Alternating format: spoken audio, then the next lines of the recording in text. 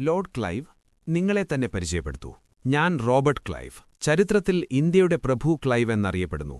1725 ഇംഗ്ലണ്ടിൽ ജനിച്ച ഞാൻ ബ്രിട്ടീഷ് ഈസ്റ്റ് ഇന്ത്യാ കമ്പനിയുടെ ഒരു യുവസേവകനായി ഇന്ത്യയിലേക്ക് വന്നു. ഇന്ത്യൻ രാഷ്ട്രീയത്തിലും യുദ്ധത്തിലും നിങ്ങളുടെ ഇടപെടലിന് പ്രചോദനമായതെന്താണ്? സാഹചര്യമാണ് പദ്ധതിയേക്കാൾ പ്രധാനം.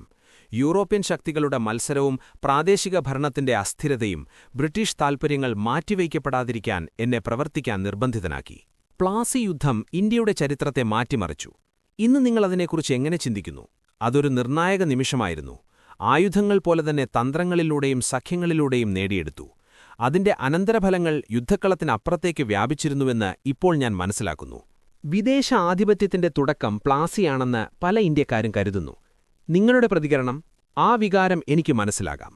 ആ സമയത്ത് ഞാൻ എന്റെ രാജ്യത്തെയും കമ്പനിയെയും സേവിച്ചു. ചരിത്രം ഞാൻ മുൻകൂട്ടി കണ്ടതിനേക്കാൾ വിശാലമായി ഫലത്തെ വിലയിരുത്തിയിട്ടുണ്ട്. ബ്രിട്ടീഷ് ഭരണം സാധാരണ ഇന്ത്യക്കാരിൽ ചെലുത്തുന്ന സ്വാധീനം നിങ്ങൾ എപ്പോഴെങ്കിലും ചിന്തിച്ചിട്ടുണ്ടോ? കാരുണ്യം എല്ലായ്പ്പോഴും അധികാരത്തിനൊപ്പം നിന്നില്ല. ലോർഡ് ക്ലൈവ്, ഇന്ത്യൻ ഭരണാധികാരികളെ ഭിന്നിപ്പിച്ചാണ് താങ്കൾ അധികാരത്തിലെത്തിയതെന്ന് പല ഇന്ത്യക്കാരും വിശ്വസിക്കുന്നു.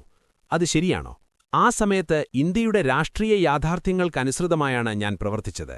ഇതിനകം തന്നെ മത്സരങ്ങൾ നിലവിലുണ്ടായിരുന്നു. ബ്രിട്ടീഷ് താൽപ്പര്യങ്ങൾ നേടിയെടുക്കാൻ ഞാൻ അവ ഉപയോഗിച്ചു.